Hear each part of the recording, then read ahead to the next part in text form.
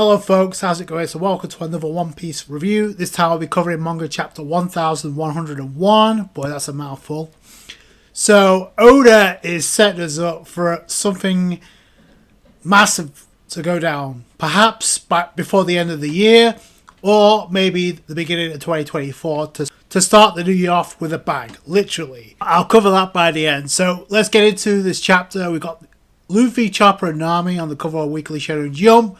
To get into that festive holiday winter spirit, because we see Luffy on a snowboard, so that's pretty cool with One Piece on it, and you got Nami on the skis with Chopper, so that's pretty cool. You also got a color spread involving all the Vegapunk satellites, including Vegapunk himself, which kind of gets me to think about what's going to happen to the clones before Vegapunk, whether or not he actually makes it alive off Egghead Island, because that's literally what he said he wanted to do. He wanted to escape Egghead Island with Luffy's help. With Luffy's help, of course, but we'll see how that goes. But we start off the chapter, speaking of Luffy, we see Luffy training by using Gum Gum Axe, and Kuma now being on Luffy's hometown, watching this all go down, and it automatically gets him to think about Dragon. You also see the tiger or leopard that was chasing Luffy, getting scared. Now, a lot of people kind of want to make that was a reference to Rob Lucci. I didn't really see that until I could see it from this chapter, though, because we not only see a leopard or tiger cowering in the background, we also see a crocodile, which to me could be a complete reference to two of the most formidable enemies for Luffy in the series, and that's Crocodile and Rob Lucci. This triggers a flashback for Kuma with Dragon, and when Kuma was talking with Dragon, he's like, oh, when I went to go for a walk, I managed to see a kid there, and Dragon immediately, so you can take this one of two ways. So the look on his face is like complete annoyance, but at the same time it's like, his response is, if you keep talking about that, you may as well just kill me yourself, because, and the Dragon's response, and the reason why he talk about Luffy all that much is because to him, a child is the parent's weak spot. So, but we know he cares for Luffy, but it's just in his own way, because he has like a revolution to lead. And I said this multiple times, like, Dragon is different than Luffy. He's not a pirate. So a lot of people are like, kind of want to underestimate Dragon because he didn't want to help out Ginny, and he didn't want to help out Ivankov when they were captured. He didn't want to help. He wasn't there to help back out Sabo. The commanders were enough to get Kuma and themselves away.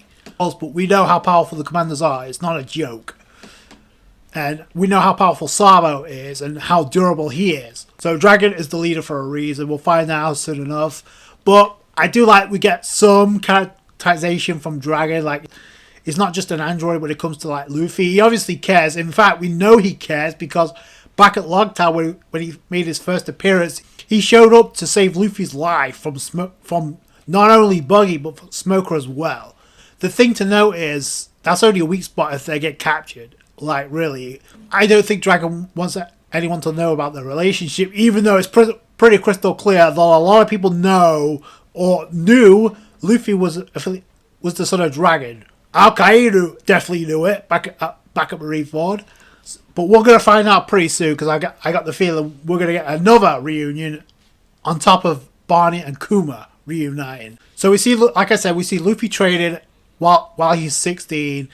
Luffy only noticed somebody out there because the Dendamushi of Kuma's was ringing, and immediately Kuma dipped. Like, he walked out of there.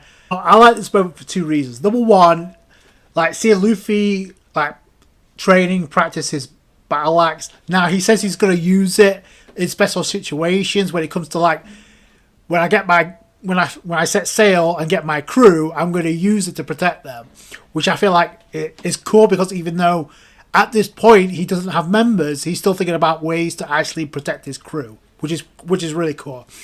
And come to think of it, the Gum Gum Axe is exactly how he defeated Arlong to free Nami. So I think that's kind of poetic in that regard. And you could make the argument too that he used the gigantic floor axe back in strong-willed, which Oda had a hand in. So even though, so you can make the argument, but I thought as a you could reference that too, because that was also how he saved Nami from Shiki. So either way, we got Kuma on the ship and actually writing a letter to Bonney, and back at Sorbet Kingdom, Bonney is searching high and low, and she's waiting for those letters to come. And they don't see any letters coming in, but we find out the reason why is because, as we see the newspaper dropping in front of Alpha, the Cypher Pol agent for CP8, she immediately sees the newspaper and the letter that Kuma's been writing to Bonney, the letters that Kuma's been writing to Bonney, and instead of giving them to Bonney like a decent human being would, she decides to tear them up, thinking that Bonney doesn't have any letters. And I don't know why she's getting so agitated by this. You can see her facial expressions, like she's really disgusted about this. But so it makes the end of this chapter even more satisfying. So, but even as she's tearing up the letters that Kuma's sending Bonney, still have it being narrated of what Kuma is writing to Bonney. It's like, one last thing, you're probably sick of me saying this, but I love you so much. I'll be sure to write again soon. It's poetic because it looks to be the final letter before Bonney decides to go off. And speaking of Bonney going off, we see Muscle Bonney all about fighting because she's getting agitated. I guess she's getting agitated but Bonney's all about throwing hands. And like I said, she's expanding her body size. Like, I kind of figured that would be the case considering we've already seen that present time with Vegapunk because of the stem cell transplant that Kuma and Bonney went through. So yeah, that may have something to do with it, but it also may have something to do, especially after this chapter, maybe with Bonnie's devil fruit willing that into existence. So while Gyogyo and Bonney are sparring, obviously there's confusion with Alpha because it looks like she's seeing her was huge, but then as a first glance it makes Alpha look like a complete dumbass because it looks like she noticed like something different about Bonney, but she didn't think to like second guessing it, and I don't know, maybe look into it. And then she's trying to feed Bonney medicine. Now I'm surprised she didn't try and poison her. So we go from there to the Navy Science Division lab where we see Vegapunk, and two notable things here. First is Vegapunk has cut his head, so he's now bearing the apple. And the second thing is we see Stussy, the clone of Stussy, the more likable version of Stussy, I might add. And we see that Kuma is like is about ready to like give up his humanity to like become a cyborg. Obviously the deal with Saturn. So this is the most important thing. So he says you should be able to retain some degree of free will until the process is fully complete. That'll give you roughly 1 more year, which would make sense, and I mentioned this in the last review, considering what we saw went down, and not only Thriller Bark involving Kuma in Thriller Bark, but also at Sabi Archipelago. So that makes perfect sense. So he would have lost his humanity regardless if he'd been injured or not. So that wouldn't have changed. But Kuma says, like, I'm going to keep writing till I run out of time. Now, even though the letters... Bonney is checking high and low to make sure they arrive. And I also find it interesting that Stussy is now included in this flashback. Now, the second thing to note about this is the satellites are nowhere in sight, or the Vegapunk clones are nowhere in sight. And in the last chapter, it's like Vegapunk was talking about how if he had more of himself, if he claimed more of himself to like handle the workload, it makes things so much easier. But we don't see him here. So Bonnie's celebrating turning 9. Obviously, she's getting a gigantic pizza. Not gonna lie, that's making me very hungry right now. But so she's checking the mailbox to see if there's any letters from Kuma, and obviously there's not. And this is like the emotional aspect of Bonney. Is like, I'm 9 now, and you said you're right. But at this point, she has no idea. And you see the panel of where she's crying, and immediately it's like resembling the way she was crying when after she saw the memories of Kuma. We didn't know at that time what she saw, but now that everything's coming to fruition, now that everything's been revealed, it kind of makes sense that everything that Bonnie's experienced through Kuma's memories all at once. Yeah, so no wonder she was an emotional wreck and just cried and cried. So it just the panel kind of mimicked what we saw Bonney when after she saw Kuma's memories, but she knows what went on now, so that's not the issue. And the thing is, you can kind of like sweep that away because Alpha gets taken down by the end of this chapter. So, and we also find out that half a year passed, so not a full year, half a year passed. So, and we find out that Kuma's been helping the Revolutionary Army on the verge of being defeated. So Kuma's still acting out on his own, helping out the Revolutionary Army. Kuma also separated himself from the Revolutionary Army to tend to Bonney because that was most important. So, and because of this, like, Dragon's like, if Kuma wishes to not be followed, we have to respect that. So, because we see a silhouette of Kuma as he's walking away, we see some members of the Revolutionary Army. Dragon already knows, and I said this in the last review, I said it multiple times. He didn't say anything which made it look really bad on Dragon, but I already said it. Like, Dragon already knew what was up. Like, he already knows. Like, I'm sure he had his reasons for keeping us in the dark. So he already knows. He understands. It's not that surprising. I said the same thing at the beginning of this chapter for a reason. Like Dragon understands Kuma's motivation for like separating himself and doing things on his own. Like he has been. Like, he's still helping the Revolutionary Army despite not being affiliated with them anymore. So, because it's like, it makes sense because he's like using what little humanity has left before he loses it all. Like, obviously, he acts out back at Thriller Bark and Zombie Archipelago, like I mentioned. And we cut away to, like, Bonney, almost about to turn 10, and the stones of the Sapphire Scale have receded.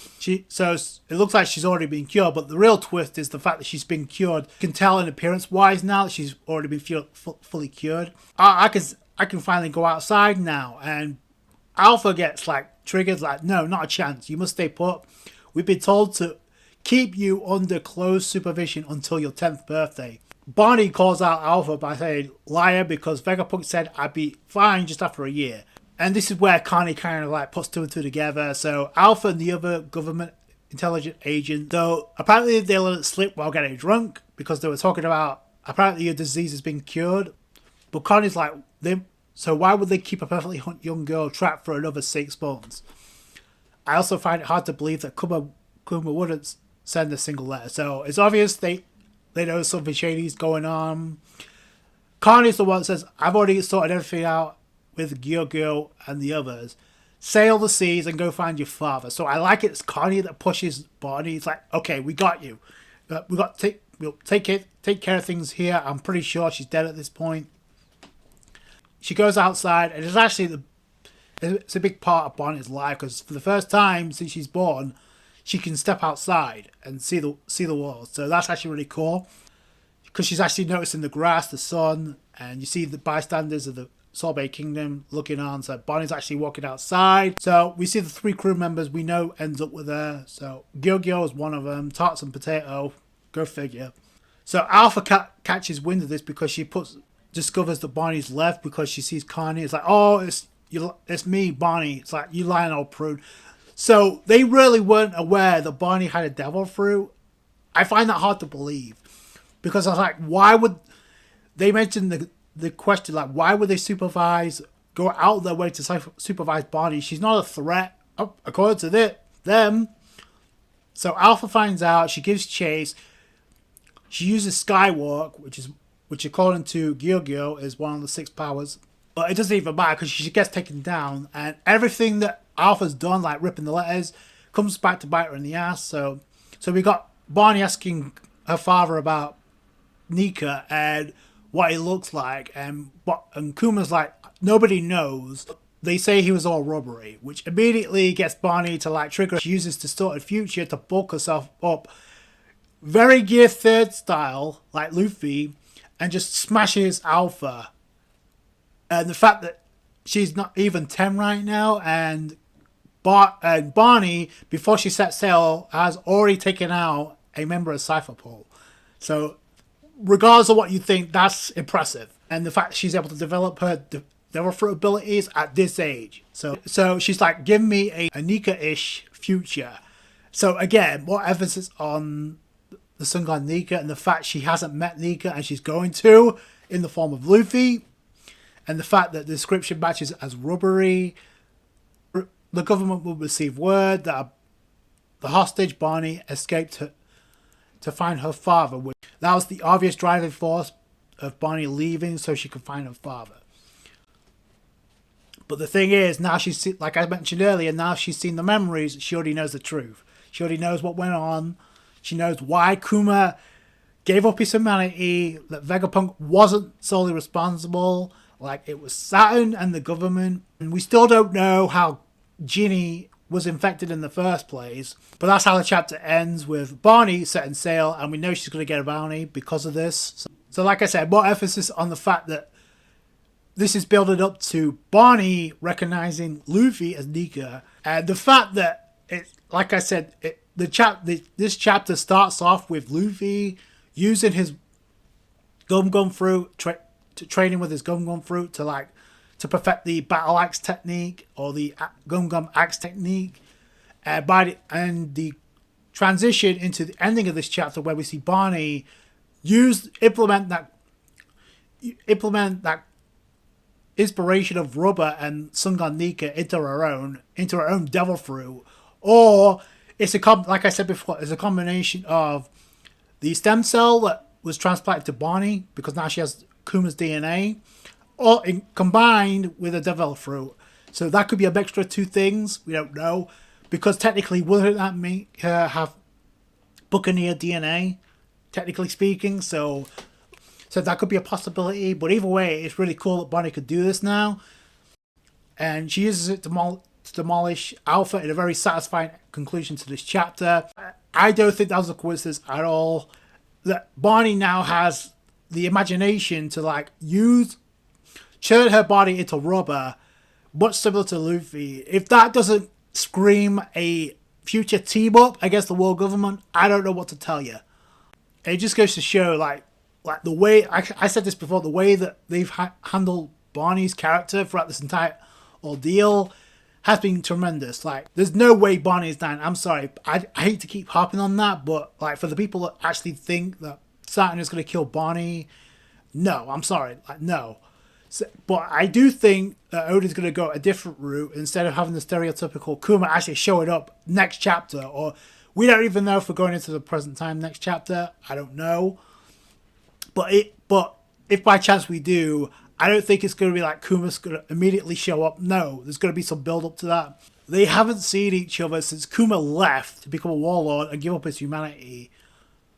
This will be the first time they've seen each other in several years. So this is going to be an emotional reunion, to say the least. The question I have is, will Kuma recognize Bonney? Or if he's just acting on impulse to save his daughter? Because I feel like that could also play a factor into this. But I feel like it would be a crime if Kuma doesn't also see Nika through Luffy going into Gear 5th. Because I ultimately feel that's where this is leading. Like, Kuma's going to do something to help out Luffy to get back in the game. There's a lot of other factors to take into consideration. I mentioned one last chapter where we haven't seen Nami, Usopp, or Chopper, who was attended to what could be York or Stussy. After this chapter, it may be Stussy, because she was included in this flashback. The clone of Stussy was included in this flashback. If that's the case, they could do something. I hope Usopp does something, if that's the case. But a lot of people are banking that maybe Nami could do something. The other element to take into consideration here is Kizaru, and he's a wild card in all this. We don't really know what he's going to do. It's either he's trolling, or he literally is like no match for Luffy, even nerfed in Gear 5th. I'm sorry, that has to be revealed. He's either trolling, or Luffy is just above Admiral level at this point, even nerfed. It's not going to be the only reunion we could possibly get. We could get Dragon. My final point to this, and this may lead to what Oda could have planned for 2024. So, obviously, it's no secret that Oda is pointing and hinting towards the Elbaf being the next destination. When and how we get there, we'll have to wait and see. So, a couple of things. Number one is right now, Bonnie's Devil Fruit and Luffy's Devil Fruit are a complete mystery. We don't know. Well, we kind of know where Luffy's Devil Fruit ended up, but with Bonney, it's not so clear. So, I have a question. So we know that the Goma Goma no Mi was supervised by the world government. They had it on ship. who was on that ship, and they screwed up by Shanks coming in and swiping the Gumma Gumma no Mi just like that, like no problem, and it ended up being eaten by Luffy. So, and there's a lot of question marks about Bonney's devil fruit. Like, where did that come from? How did they get to Bonney in the first place? Like, we don't really know. So again, we don't know if Oda's going back into present time, but that's one mystery I would like to find out personally for like Bonney. Like, how did she wind up with that devil fruit in the first place? So, Joy Boy / Nika had the Gumma Gumma no Mi. I think it's pretty much a given at this point, given what we saw with episode 1071. Where did they come from in the first place? Because in that same episode, in episode 1071, the government was talking about how the fruit has always eluded them. And I'm like, well, if that's the case, then where was it to begin with before Shanks swiped it from the ship that Who was on? So that's a complete mystery. Could it be that devil fruit was on Elbaf? Is that at one point was an Elbaf?